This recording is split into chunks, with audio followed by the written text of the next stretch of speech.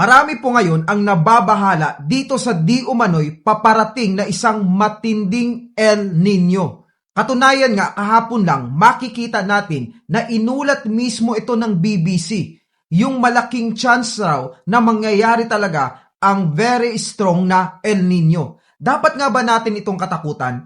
Ano ang dapat nating gagawing paghahanda? At kung may El Nino, bakit umuulan ngayon sa Pilipinas? Tara at pag-usapan po natin ang buong istorya. Isa sa pinaka nakakamatay na El Nino sa kasaysayan ay nangyari po noong 1877 to 1878. At ito ay nauugnay sa tinatawag na The Great Famine sa iba't ibang bahagi ng mundo. Tinatayang nasa 30 million katao hanggang 50 million ang pumanaw dahil sa gutom, sakit, tagtuyot at pagkasira ng mga pananim na dulot ng matinding init. At etong El Nino raw na paparating sa taong ito ay mas matindi pa sa nangyari noong 1877. So kung umabot sa around 50 million katao ang pumanaw noon, paano kung ito ay mangyayari ngayon? Siguradong malubha at matindi ang magiging damage. Ano nga ba ang nakita ng mga scientist ngayon?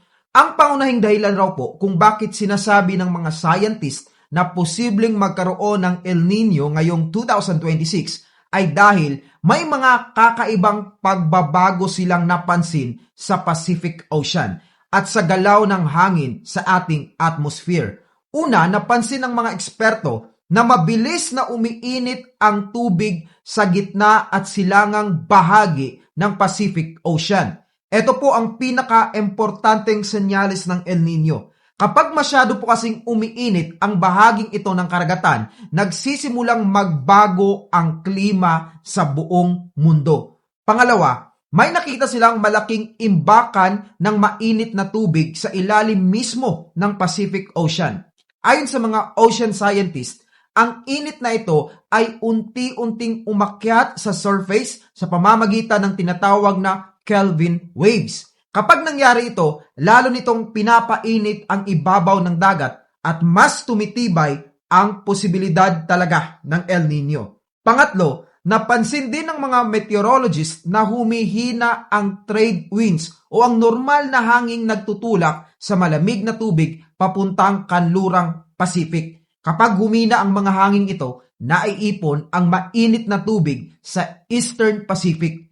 Isa ito sa pinaka-importanteng proseso sa pagbuo ng El Nino. Ayon sa mga pag-aaral ng NOAA at iba pang climate models, may mataas na posibilidad na mabuo ang El Nino pagsapit ng June hanggang August 2026 at maaari itong tumagal hanggang 2027. Kaya nakakaranas pa tayo ngayon ng tag-ulan. Ano ang dapat nating gagawin? At ano ang dapat nating paghandaan? Mga kapatid, whether we admit it or not, ang sakuna ay pwedeng dumating sa anumang oras. Pwedeng ngayon o mamaya. Ang paghahanda po na kailangan nating gawin ay paghahanda sa pangalawa nating buhay. Ang buhay na walang hanggan.